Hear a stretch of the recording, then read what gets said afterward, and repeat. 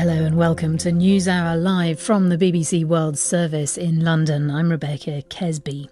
And we begin with a follow-up to a story we brought you yesterday, that of the brutal attack on two women in the Indian state of Manipur. The women are from the minority Kuki community and were attacked by a gang of men in May. But this week, a video of their ordeal went viral in India, and that has prompted high-level political interventions, not least from Prime Minister Narendra Modi himself.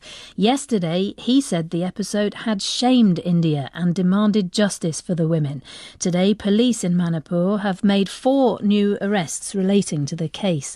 Well, shortly before we came on air, we got through to Kim Kipgen. She is a Kuki social worker and reveals in the interview that she was also targeted by a gang of men on the same night that the 2 women were attacked.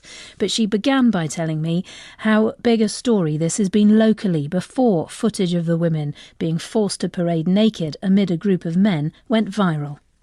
Because there has been an internet ban, very little actual images or proper information has been getting out. Although we knew about it, we weren't fully aware of the extremity of it. I guess seeing it is so much more powerful than just hearing about it. Do you welcome the intervention of the Prime Minister, Mr. Modi, calling for justice? It seems the police have arrested more people. That is a good thing, although it's very, very late. It's been around 70 days that he's remained silent, and it's taken this video becoming viral before he's actually spoken out. And we need to ask the question, why has there been an internet ban here? You know, the truth is starting to come out. And what can you tell us about these ethnic tensions, which seem to be the context that these attacks took place? Kukizo community make up just 16% of the population, whereas the Meitei majority are 53%. And so you can see that how much of a minority Kukis are in Manipur. We are the only group of tribals that has been targeted by the Meiteis. Although Nagas are Christian also, they have not been targeted. I just want to clarify that it's not an issue between Christians and Hindus. This is ethnic cleansing. They've systematically targeted our community.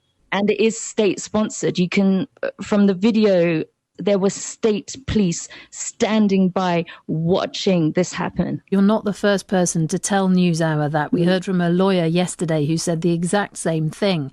So where's the pressure going to come from then on the police force? Because if that is the case, that if officers were there and did nothing, where in the political sphere is the pressure coming to answer those questions? Why did they stand by and not protect those women? The thing is, this was state-sponsored violence. You know, we can categorically call it that.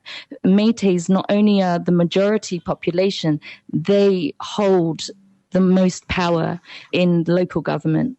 And the chief minister of Manipur is actually Meitei as well. At this point, I'm sorry to interrupt. We don't have somebody from the Meitei here. We can't know whether, you know, it's a very serious charge to say it's state-sponsored, but certainly it looks as if it took a long time for the authorities to try to punish anybody. In fact, it seems as if nobody was punished until the past couple of days.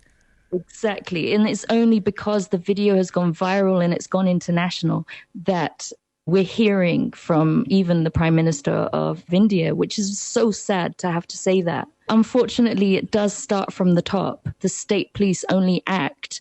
They only do what they're being told to do from higher authorities. And I know, you know, I can't make allegations or accusations on here. However, I would invite people to just do a little bit more research. If you look at the Arambai Tengol and Meitei Lapun, they have really been the driving force behind a lot of the violence we've seen.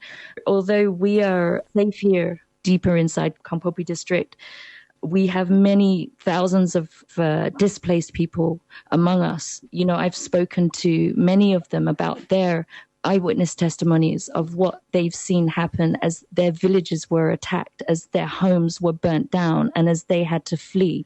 They've seen the state police come in and be a party to the violence as well. You are a Kuki. Do you feel threatened ever? And is it obvious to people which community that you come from? So on the night of 3rd of May, when the violence broke out, myself and my cousin, we attended actually a friend of ours, a Métis friend of ours, his wedding. And in the part of Imphal we were in, it was peaceful. There were a lot of weddings that night because it was an auspicious day for Métis to get married. We started to hear, and it was literally just before the internet ban started. We were just starting to get messages on WhatsApp saying, look, where are you guys? You need to come out soon. You need to leave. You need to come home back to the Hills District, our Hills District, which is Kangpopi. And so we left and we drove, just me and my cousin, my female cousin, we drove through. We reached one of the Métis villages on the outskirts of Imphal, and we were stopped by a mob, and they started throwing stones and beating our car with sticks. And we just, there weren't that many in number at that point. So we drove straight through.